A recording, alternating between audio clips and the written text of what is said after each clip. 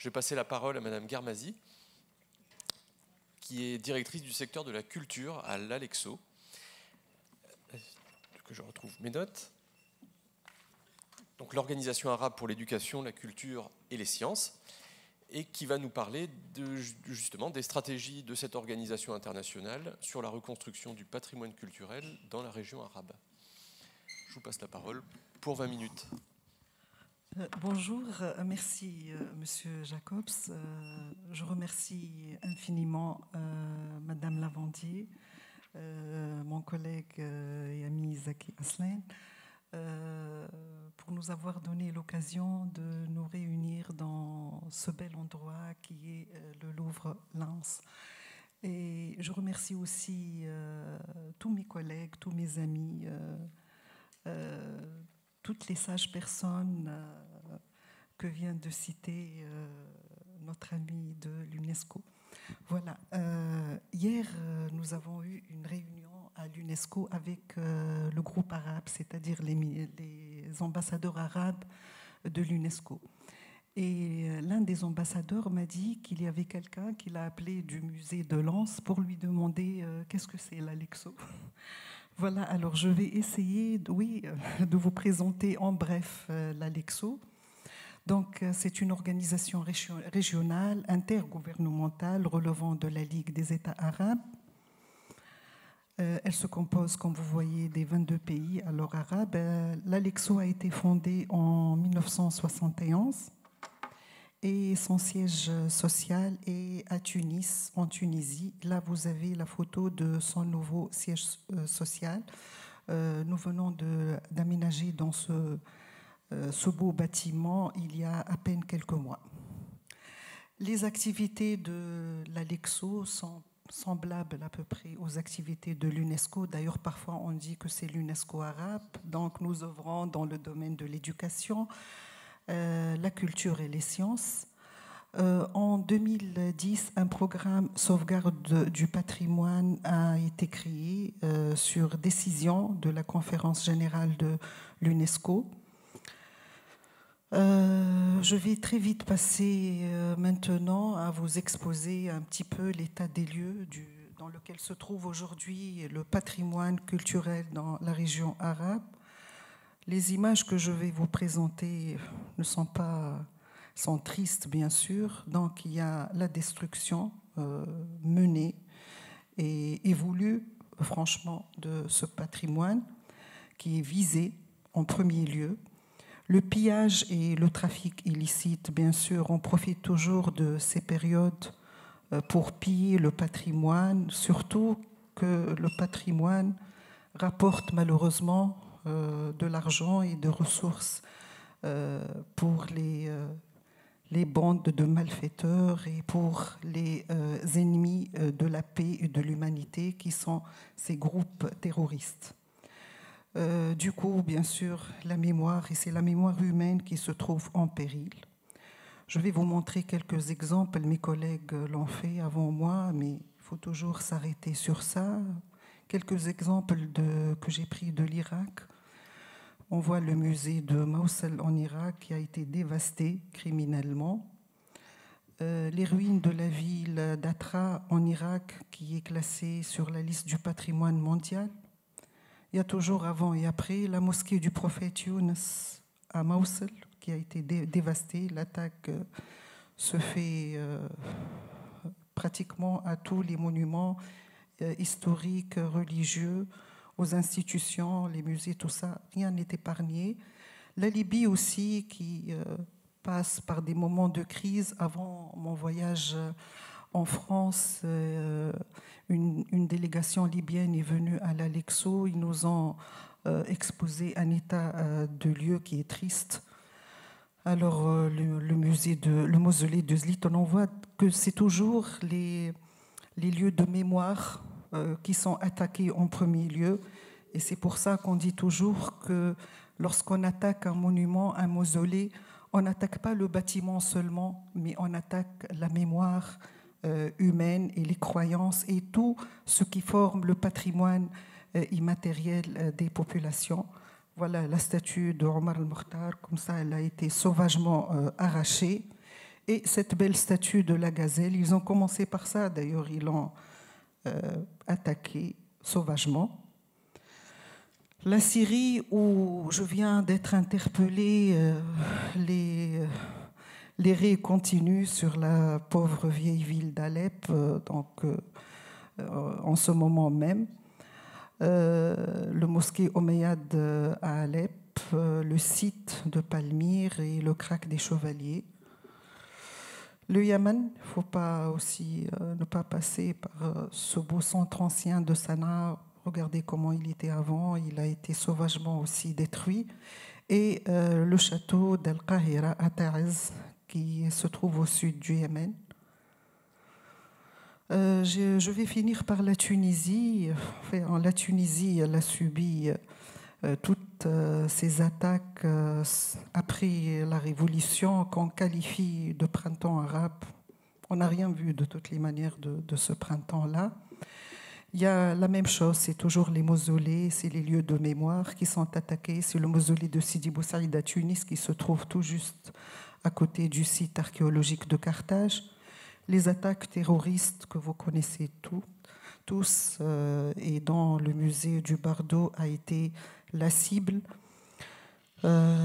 Et enfin, toujours le mausolée de Saïd Amanoubeya qui se trouve à Tunis, centre-ville. La stratégie de l'Alexo pour la protection et la reconstruction du patrimoine culturel, vous allez voir que c'est une stratégie multi-axe, elle est axée sur plusieurs domaines. D'abord, notre rôle, c'est d'appuyer les efforts des pays arabes et de la communauté internationale dans la restauration et la réhabilitation de leur patrimoine endommagé, le renforcement de la notion de patrimoine culturel commun, pour la reprise du dialogue interculturel et surtout la réalisation de la réconciliation sociale en vue de construire un avenir régional qui sera commun et qui sera ouvert sur son environnement mondial. La mise en valeur du rôle du patrimoine culturel comme source d'un développement économique durable. C'est ça notre stratégie. Le plan d'action et les outils normatifs, bien sûr, pour appliquer cette stratégie, il faut bien qu'il y ait des outils, un plan d'action. Nous travaillons dans un cadre qui est connu, qui est législatif. C'est toujours la conférence, disons le congrès d'archéologie et du patrimoine culturel dans les pays arabes. On est déjà à la 22e session. Ce congrès est né en 1947 et il est plus vieux que l'Alexo même. Et il se tient une fois tous les 2 ans. Et il regroupe les experts et les professionnels du patrimoine dans les pays arabes. Et il y a toujours un sujet à discuter. Cette année, c'était le patrimoine archéologique dans le monde arabe et les dangers actuels. Donc, il s'est tenu au Koweït au mois de novembre 2016. Bien sûr, nous avons aussi la conférence des ministres de la culture ou des affaires qui sont chargés des affaires culturelles dans le monde arabe. Et nous, bien sûr, ce congrès nous sert aussi d'un cadre législatif pour mener nos actions. Donc le sujet cette année, c'était la communication culturelle et à la lumière de l'évolution numérique. Il a été accueilli par la Tunisie en décembre 2016. Bien sûr, nous commençons par la protection juridique parce que la meilleure manière de protéger le patrimoine, c'est sa protection juridique. L'Alexo travaille bien sûr dans le cadre de tout ce qui est convention et charte mondiale. Donc nous menons, sur décision aussi des ministres de la culture arabe, une campagne de sensibilisation pour la ratification des chartes et des conventions internationales que vous connaissez tous, la Convention de 1954 et ses 2 protocoles, la Charte de Venise de 1964, la Convention de 1972, nous travaillons beaucoup là-dessus, la Convention concernant la protection du patrimoine mondial, culturel et naturel, 1972, 2001 pour la protection du patrimoine culturel subaquatique, 2003, la protection du patrimoine culturel immatériel, et 2005, bien sûr, qui concerne la diversité culturelle. La Charte de Washington et la recommandation, enfin, concernant le paysage urbain historique de 2011, et une autre convention qui a été, qui date de 2015 et qui concerne les musées. Nous avons constaté que plusieurs pays arabes ne connaissent pas cette convention, et nous sommes en train de coordonner avec le Centre régional du patrimoine mondial de Bahreïn pour organiser un atelier de sensibilisation pour cette convention de 2015. Nous avons aussi dans le monde arabe une charte qui concerne la sauvegarde et le développement du patrimoine architectural et urbain dans les pays arabes, qui s'appelle le Mithaq. Cette charte a été présentée en 2004 par le Royaume d'Arabie Saoudite à la Ligue des pays arabes. Elle a été entérinée en 2000, je n'ai pas terminé la date, là, en 2016, par la dernière session du Conseil économique et social de la Ligue des États arabes. Mais avant ça, elle a été adoptée en 2010 par la 17e session du Congrès des ministres de la Culture dans les pays arabes. Les principaux objectifs de cette charte sont le renforcement des sources de la mémoire et de l'identité culturelle, l'appropriation de la nation arabe de son patrimoine architectural dans sa richesse et diversité, appel à l'élaboration des législations, lois et réglementations modernes pour la protection du patrimoine urbain et architectural, préservation de l'identité culturelle des villes dans le processus du développement durable. La mise en application de la charte, cette charte est restée malheureusement depuis 2004 à la Ligue arabe sans être appliquée. Il a fallu créer l'Observatoire du patrimoine architectural et urbain dans les pays arabes, qui sera l'outil normatif de l'application de cette charte, et bien sûr l'application aussi des autres chartes et conventions internationales. La réunion du lancement de l'Observatoire a été tenue à Tunis, au siège même de l'Alexo, les 3 et 4 octobre 2016. Nous voyons là les focal points, les représentants des pays arabes dans cet observatoire. Nous avons aussi invité tous nos partenaires. Je vois Madame Marie qui était avec nous, la directrice générale de l'ICOMOS, l'UNESCO par M. Karim Handili, le centre régional, tous les partenaires avec lesquels travaille l'Alexo ont été présents. Nous avions besoin du portage politique pour l'application de la charte et surtout pour la mise en œuvre de l'observatoire, et une journée d'information a été tenue à la Ligue, au siège même de la Ligue des pays arabes. Vous voyez au milieu le secrétaire général de la Ligue arabe qui appuie cet observatoire et qui appuie surtout la charte, et qui a appelé dans cette journée de communication, c'est une grande journée de communication, à l'application non seulement de la charte arabe, mais surtout des chartes et conventions internationales pour la sauvegarde de la mémoire des villes historiques. C'était le 14 novembre 2016. Les recommandations, inviter les États arabes et les institutions partenaires de l'Alexo à soutenir et à consolider le travail de l'Observatoire, faire de l'Observatoire un outil technique de référence dans les pays arabes pour la formulation d'une stratégie commune pour la conservation et le développement durable de leur patrimoine urbain et architectural, la mise en place d'un comité de pilotage de l'Observatoire au sein de l'Alexo. On est en train de mettre en place ce comité de pilotage, et nous souhaitons tous devant vous qu'il sera mis, que M. Bouchnaki soit à la tête de ce comité. Inviter les États arabes à allouer les fonds suffisants pour la conservation du patrimoine architectural et urbain et à le mettre au service du développement durable et donner une impulsion au rôle des comités nationaux et régionaux de l'ICOMOS pour soutenir les points focaux et assurer l'échange des expériences dans le domaine, exhorter les États arabes à développer leur politique du patrimoine dans les domaines de l'éducation et de la sensibilisation des jeunes, exhorter les points focaux à diversifier surtout leurs sources d'information et assurer leur rôle de veille, d'observation et d'information dans les situations de danger et de conflit, adoption d'une journée arabe du patrimoine et attribution d'un prix pour les meilleurs projets relatifs à la protection et au développement du patrimoine dans les pays arabes, faire du patrimoine architectural et urbain une source d'inspiration pour la conception des nouvelles villes. Avec cet observatoire, l'ALEXO met un premier jalon pour l'élaboration d'un plan d'action en construisant un dispositif institutionnel, juridique et financier nécessaire à la création d'une politique patrimoniale assumée sous l'égide de la Ligue des États arabes. Bien sûr, l'autre outil, c'est la formation et la mise à niveau des experts, des professionnels et des communautés locales.